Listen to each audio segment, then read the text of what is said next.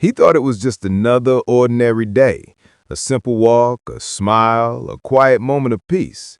But sometimes, life doesn't wait to show its cruelty. In the blink of an eye, a man became a target, not for what he did, but for who he was. The whispers grew louder, the stares cut deeper, and suddenly, the world around him turned hostile. He paid for his seat like everyone else, but the moment he stepped toward first class, everything changed. Eyes narrowed, voices dropped, and rules that didn't exist before, was suddenly enforced. His seat was his, but dignity was not. Why was his presence questioned? Why was his success treated like a crime? And why, in a world that preaches equality, does the color of skin still decide who is worthy and who is not? This wasn't just about comfort on a plane. It was about power, prejudice, and the unspoken line that divides. But what happened next, no one on board could have predicted. A man denied respect was about to turn injustice into the most shocking twist of their lives. So the question is, how far can one act of racism really go? Marcus Williams had built his life on discipline, hard work, and vision. Born in a small neighborhood where opportunities were scarce, he grew up watching his mother work double shifts just to keep food on the table. From an early age, Marcus learned that nothing would ever be handed to him. He would have to earn it, piece by piece. And he did. By his late 30s, Marcus wasn't just surviving, he was thriving. A respected CEO of a fast-growing tech company, he had become a symbol of resilience and excellence, a man who carried the weight of his community's hopes with quiet pride. His colleagues admired his sharp mind, his employees valued his leadership, and his family cherished his unshakable heart. To the outside world, Marcus was proof that success could transcend barriers. But to him, it was never about titles or wealth. It was about dignity, proving that he belonged in every room, at every table, in every space once considered off-limits. That morning, he boarded the plane with little more on his mind than the business meeting ahead. He wasn't thinking about history or prejudice or barriers. He was just another traveler, eager to reach his destination. Wearing a tailored navy suit, polished shoes, and carrying nothing but a briefcase, Marcus looked like what he was, a man prepared for another day of responsibility. As he approached the gate, a few passengers glanced at him, some with recognition, others with indifference. For Marcus, this was normal. Attention often followed him, whether he wanted it or not. Still, he kept his stride steady, his face calm. He had learned long ago how to tune out whispers and stares. When the boarding call for first class was announced, Marcus stepped forward with his ticket in hand. He had earned the right to sit there, just like it was about time saved, space to work, and the respect that came with reaching a level of success where such privileges were possible. But even as he walked down the jet bridge, something gnawed at the edges of the moment. The way one flight attendant's smile tightened when she glanced at his ticket. The subtle double check of his boarding pass, as if there must have been a mistake. The faint, almost imperceptible pause in her greeting. None of it was enough to be obvious, but to Marcus, it was all too familiar. He pushed the thoughts aside, convincing himself it was nothing. He found his row, adjusted his briefcase, and prepared to settle in. Yet the unease lingered, as if the air itself carried a warning. Something was coming, something he couldn't yet see, but could feel in the silence between glances, in the heavy weight of eyes that followed him down the aisle. And before long, Marcus would discover that this flight was not going to be just another trip. It would become a test, a moment that stripped away the titles, the success, and the polished suit, forcing him to confront the raw, unshakable truth of what it still meant to be a black man in America. Marcus placed his briefcase neatly under the seat, adjusted his tie, and leaned back with a quiet sigh of relief. For him, flights were a brief pause between the chaos of boardrooms and meetings, a chance to think, prepare, and breathe. But this time, the air inside the cabin felt heavier, as if the walls themselves carried judgment. He tried to ignore it. The stewardess had looked twice at his ticket, yes, but maybe she was tired. Maybe she had seen thousands of passengers already that day. Marcus told himself not to overthink it. After all, he was used to being the only black man in spaces like this, the only one in a room full of suits, the only one at a polished oak table, the only one whose presence was often mistaken for an accident. Still, this was different. On a plane, everything was close, compressed. You couldn't escape the looks. Just as he settled in, a passenger walked by, slowed, and frowned. A middle-aged man in a beige jacket leaned toward him. "Excuse me," he said, his tone sharp. "This is first class." Marcus blinked. "Yes, it is," he replied evenly, showing no irritation. The man's eyes narrowed. "Are you sure you're in the right seat?" Before Marcus could respond, the flight attendant appeared again. Her smile was tight, brittle, like glass about to crack. "Sir, may I see your boarding pass again?" Marcus felt the knot in his chest tighten. He had shown it once. He had scanned it at the gate. Why again? Still, he remained calm. He reached into his pocket and handed her the neatly folded pass. She stared at it, then at him, then back at the paper. "Yes, well," she muttered, as though trying to piece together a puzzle that didn't fit. "Please hold on." She walked away quickly, whispering something to another attendant. The man in the beige jacket shook his head, as if his suspicions had been confirmed. Marcus sat still, forcing his hands to rest calmly on his knees, though every muscle in his body wanted to tense. He could feel the eyes on him now, passengers glancing, whispering, leaning closer to each other with raised brows. A few shook their heads, a few smirked. The message was clear. He didn't belong here. Minutes stretched like hours before the attendant returned. She bent down slightly, her voice low but firm. "Sir, there seems to be a mistake. This seat may not be yours." Marcus met her eyes. His voice was steady, but his chest burned. "This is my seat. I paid for it. Do you want me to show you the receipt?" The attendant hesitated. The way she looked at him wasn't just confusion. It was doubt, disbelief, the kind that came not from policies or procedures, but from prejudice. "I'll have to confirm with the captain," she said stiffly. The captain. For a seat. Marcus bit back the anger rising in his throat. He had been through this before, though never in such a public, humiliating way. It was always subtle. A delay in service, a question of legitimacy, a request for extra verification. But this time, it was happening in front of a cabin full of strangers who were silently judging him. The whispers grew. A woman across the aisle leaned toward her husband. "Can you believe it? Trying to sneak into first class?" Marcus closed his eyes. He wanted to stand, to shout, to demand dignity, but he knew how quickly that could backfire.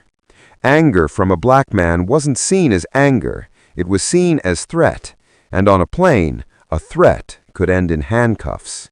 So he sat, shoulders squared, waiting. When the attendant returned, the captain followed. A tall, broad man in a dark uniform, his steps carrying authority. He glanced at Marcus, then at the ticket in his hand, then back at Marcus again. That pause, that questioning stare said everything. "Sir, we're going to need you to step out for a moment while we sort this out." The air shifted. Some passengers smiled faintly, satisfied. Others looked away, uncomfortable but unwilling to speak. Marcus rose slowly, his face calm, though his chest thundered with rage. He followed the captain down the narrow aisle, every step a walk through judgment. In the galley, away from most eyes, the captain spoke plainly. "This seat, first class, it's not yours." Marcus held up the boarding pass. "Read it. Row 2A. That's my seat." The captain glanced, frowned, then looked again. For a moment, silence. Then his jaw tightened. "I'll have to verify this with ground control." "Ground control? For a seat?" Marcus exhaled sharply, fighting to keep his composure. "Is this standard procedure?" he asked. The captain's gaze hardened. "Sir, I don't make the rules." But Marcus knew better. Rules weren't the issue. Bias was. His dignity was being questioned not by policy, but by prejudice. He was a CEO, a leader of hundreds, a man who had worked his entire life for respect. And still, here he was, treated like an intruder. The minutes dragged on. Passengers peeked from their seats, curious, whispering. Some even pulled out phones, pretending to scroll, but angling cameras his way. Humiliation pressed down on Marcus like a weight. He wanted to disappear, yet he also wanted to stand taller, to force them all to see the truth. Finally, the captain returned with the ticket in hand. "It appears," he said reluctantly, "that the seat is yours after all." Marcus stared at him. No apology, no acknowledgement of the humiliation, just cold confirmation of what he already knew. "Then I'll return to my seat," he said quietly. But as he walked back, the whispers didn't stop. They clung to him like shadows, each one cutting deeper. A child asked loudly, "Daddy, why are they making him move?" The father hushed him quickly, avoiding Marcus's eyes. When Marcus sat again, the attendant forced a smile. "Can I offer you a drink, sir?" she asked sweetly, as though kindness now could erase what had just happened. Marcus shook his head. His throat was dry, but he couldn't bring himself to accept. Not from her. Not like this. The plane hadn't even left the runway, and already the weight of injustice hung heavy. What would have been a quiet flight was now something else entirely. Marcus wasn't just a passenger anymore. He was a symbol of everything society still refused to accept. But what none of them knew, what not even the captain could foresee, was that this flight was far from ordinary. Before the wheels left the ground, the balance of power would shift in a way that no one on board could have imagined. And Marcus? He wasn't done yet. Marcus sat rigidly in his seat, every muscle tense. The cabin lights dimmed as the plane prepared for takeoff, but for him, the darkness wasn't calming. It was suffocating. Around him, the whispers had faded, replaced by silence thick with judgment. People weren't speaking anymore. They were watching, waiting. Every stolen glance carried the same unspoken message. You don't belong here. The captain's voice broke through the intercom. "Ladies and gentlemen, we'll be departing shortly. Please fasten your seatbelts and prepare for takeoff."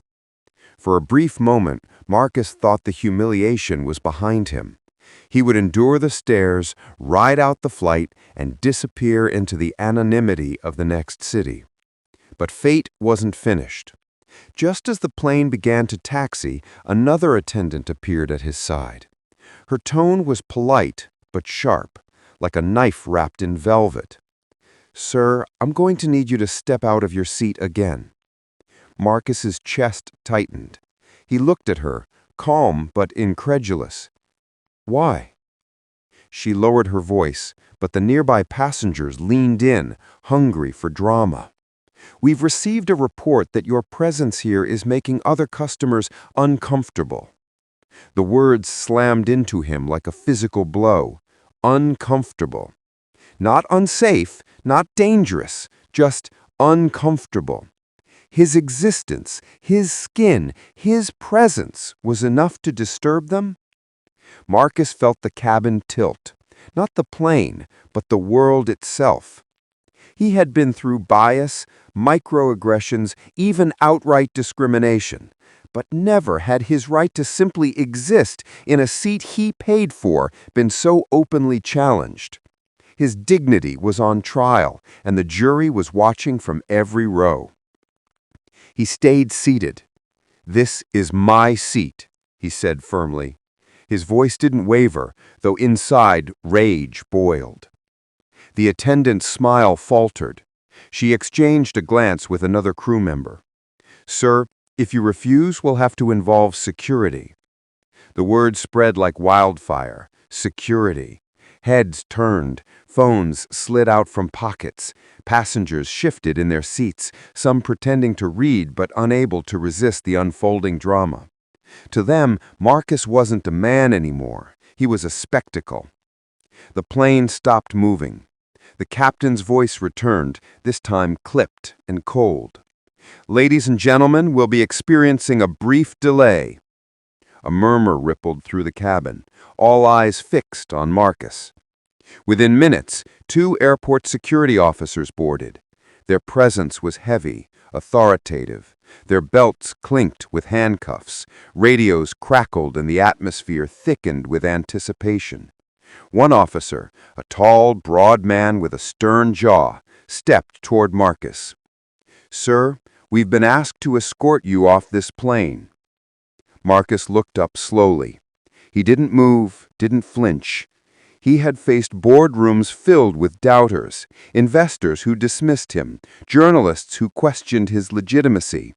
But here, in this metal capsule, suspended between earth and sky, his worth as a human being was being stripped away. "I have done nothing wrong," Marcus said. His voice was calm, but it carried power.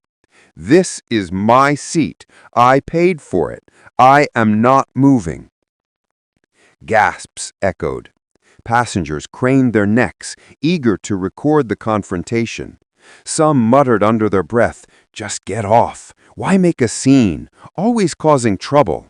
Others remained silent, their eyes wide, their discomfort palpable, but voiceless. The officer shifted, placing his hand near his holster, not on it, but close enough for everyone to see. The gesture was deliberate, a warning cloaked in protocol. Marcus's pulse pounded in his ears.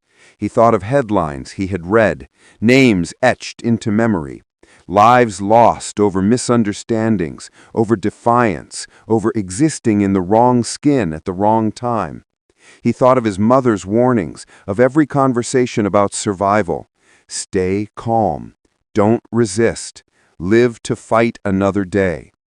But he also thought of every room he had walked into where he wasn't supposed to be, every table his presence was questioned, every door he had forced open through grit and brilliance.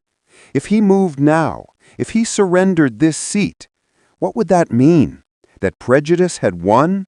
That he had bowed to the weight of injustice again? The officer leaned closer. "Sir, don't make this harder than it has to be."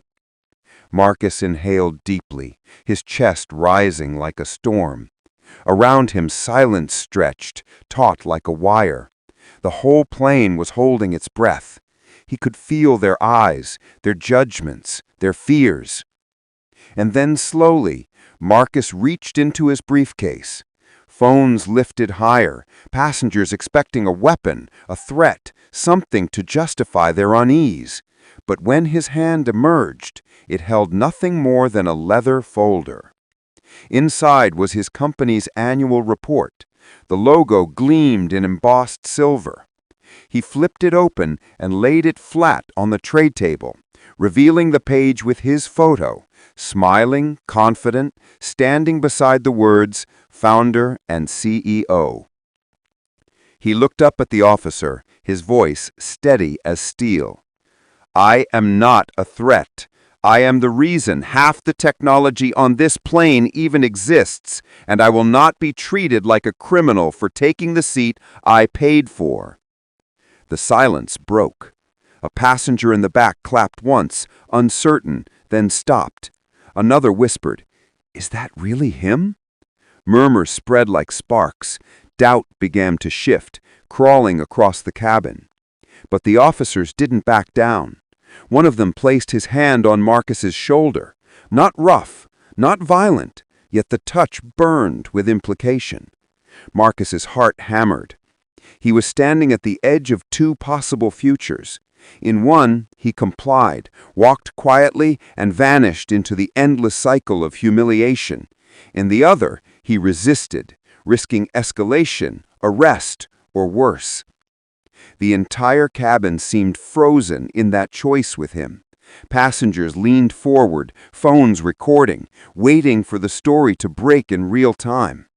And Marcus knew, whatever happened next, this moment was no longer just about him. It was about every man, woman, and child who had ever been told they didn't belong. He straightened his back, met the officer's gaze, and spoke with the full weight of his life behind him. "I am not moving." The officer's grip tightened.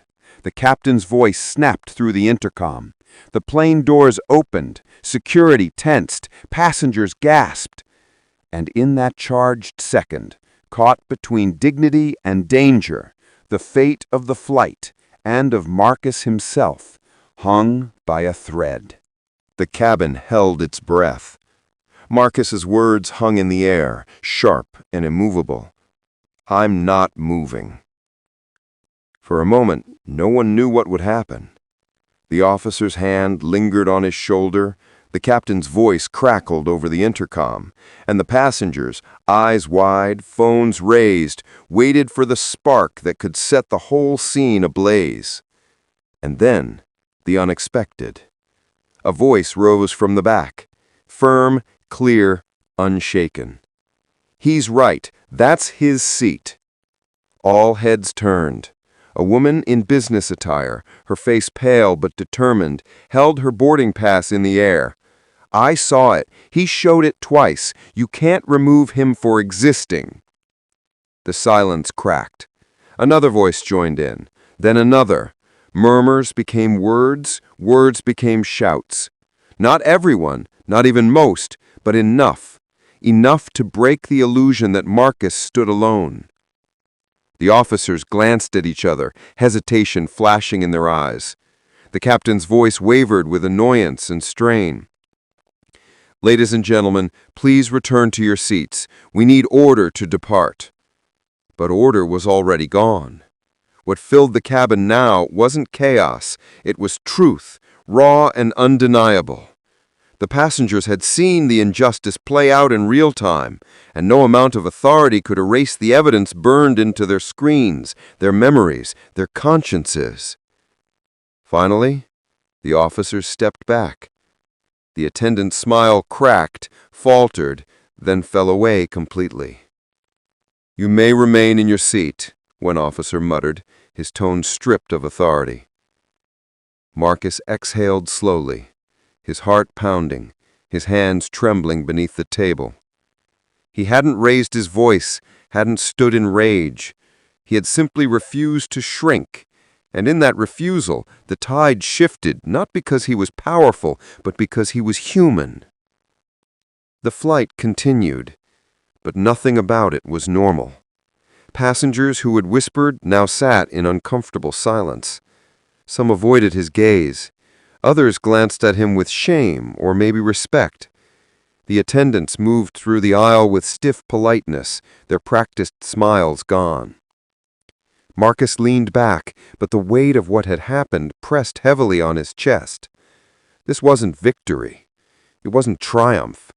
It was survival. Survival in a system that had been designed, consciously or not, to strip men like him of dignity at every turn. When the plane finally landed, Marcus walked off calmly. Cameras flashed.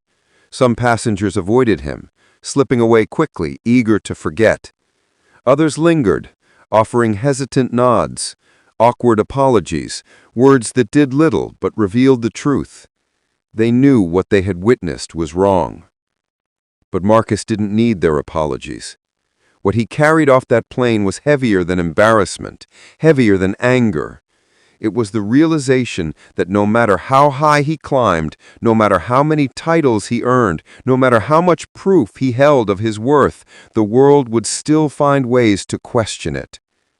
And yet, within that pain was something else, a fire. Because for every whisper that said, "You don't belong," his life was living proof that he did. For every hand that tried to push him down, he had risen higher. And for every humiliation forced upon him, there was a choice to remain silent or to make the world listen. This was never just about a seat. It was about history, about systems that had written men like Marcus out of the story long before he was born. It was about the invisible weight carried by millions every single day, the weight of being questioned, doubted, devalued. It was about a society that still, in countless ways, measures worth not by character, not by achievement, but by skin. Marcus walked out of that airport with his head high. But the question lingered, heavier than his briefcase, louder than the crowd, sharper than the humiliation itself. How many more times? How many more times would a man be denied dignity for simply existing? How many more flights, more sidewalks, more classrooms, more boardrooms, more moments of life would be poisoned by prejudice? This was not just Marcus's story. It was the story of millions, of voices silenced, of faces overlooked, of dreams delayed. And unless something changes, it will continue, again and again, until the cycle breaks. But here's the truth. Change doesn't begin in courtrooms or boardrooms. It begins here, with you, with every choice to speak when silence feels safer, to stand when comfort tempts you to sit, to question when the world shrugs and looks away. Because racism isn't just about what happened on that plane. It's about the quiet moments when good people choose not to see, not to act, not to care. It's about the uncomfortable truth that silence always sides with the oppressor. So ask yourself, if you are on that flight, what would you have done? Would you have looked away? Would you have whispered judgment? Or would you have spoken, knowing that even a single voice can change the weight of the air? Marcus's story didn't end when he walked off that plane. It continues in boardrooms, in classrooms, in homes, in every space where dignity is questioned and worth is measured unfairly. It continues every time someone decides that enough is enough. He didn't need to ground the plane to make a statement. His refusal to move did that. His courage did that. His very presence did that. And now, the question passes to you. When the moment comes, and it will you stand silent? Or will you be the voice that says, "This is wrong. He belongs. We belong"? Because history isn't written by the silence of the many. It's written by the courage of the few. So I'll leave you with this. How many more Marcus Williams must it take before the world finally listens?